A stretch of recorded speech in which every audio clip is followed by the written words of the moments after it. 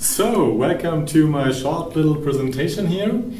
My name is Florian Ulrich Jehn, and I will present to you the method of hydrological model dissection, which may sound a bit strange at first, but I hope after I have finished you will be a bit more aware of what it means.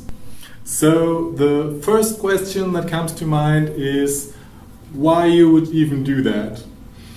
And the idea behind here is that a model is not one single hypothesis, but an assemblage of several ones, as found by Martin Clark in 2011. So, for example, your snow is one hypothesis of your catchment functioning, and your evapotranspiration is one hypothesis of your catchment functioning, and you have to test them all separately. There have been two main ways how this has been done so far. The first way is that you start with a very simple model and then add layer after layer after layer on top of it, and then try to understand how your added layers change the behavior of the model. The second way to do this is taking already existing models, for example HPV or SWOT or any other model you prefer, and then compare those models, trying to understand where they differ, how they make things different, and then interfere from that.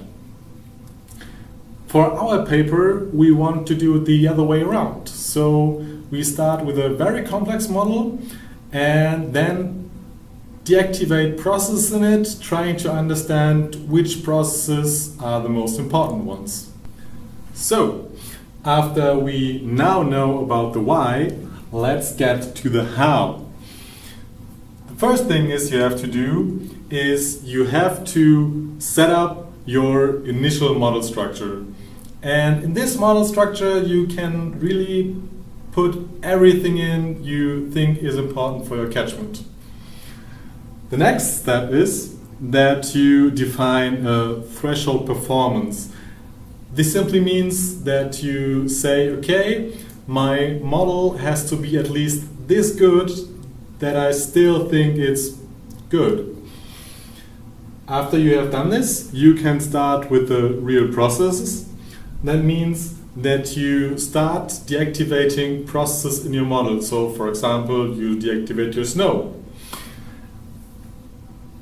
Then you run this model where a process has been deactivated. And the main idea here is now that if your model is not able to get above your threshold you defined before, then the process you deactivated was important. You repeat this until you have deactivated all different processes in your model, and then you know which parts of your model are important and which aren't important.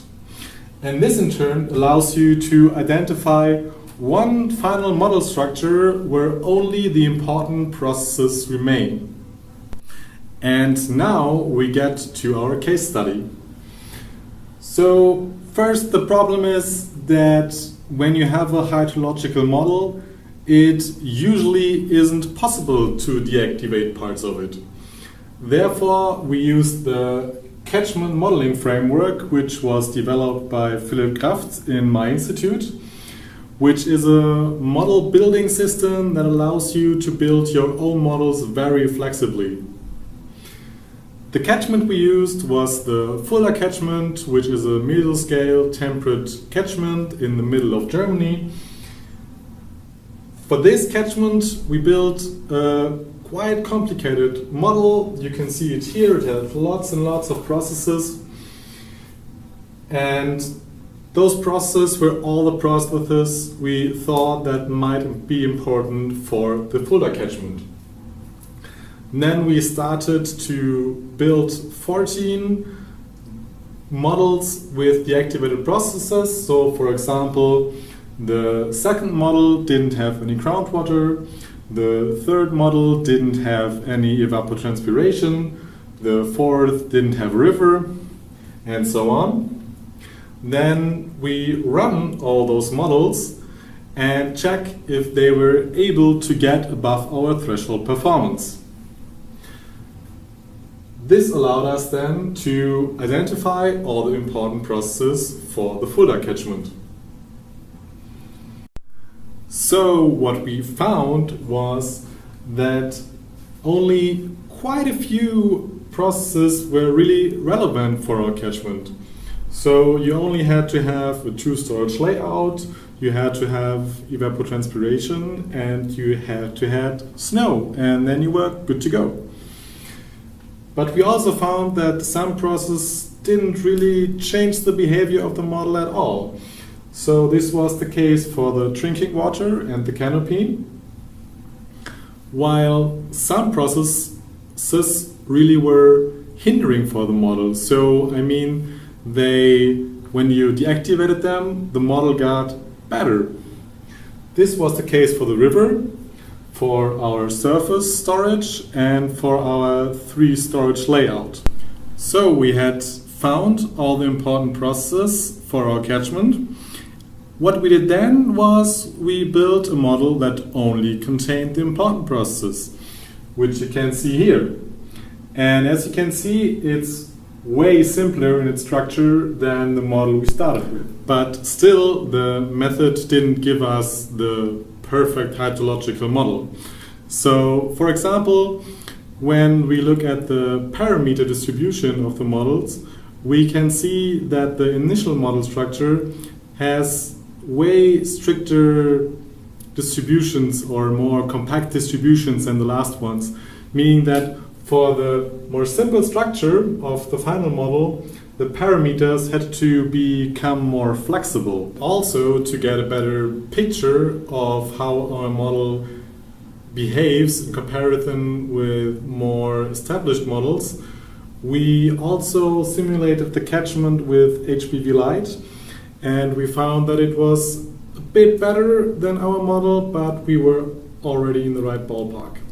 But as our study here was mainly meant to introduce this method and not build the best hydrological model ever, we are still quite happy with the results. So to wrap things up, there are 2 main use cases for this method. The first thing is it allows you to scrutinize your model in a more deep way. And this in turn allows you to better understand why your model is good or bad. And the second thing is it allows you to identify which are the most important processes in your model, which in turn allows you to build a more streamlined version of the model you started with. So if you did find this interesting, there is a paper about it where the results are discussed in more depth. And you can find me on GitHub and ResearchGate. Thank you.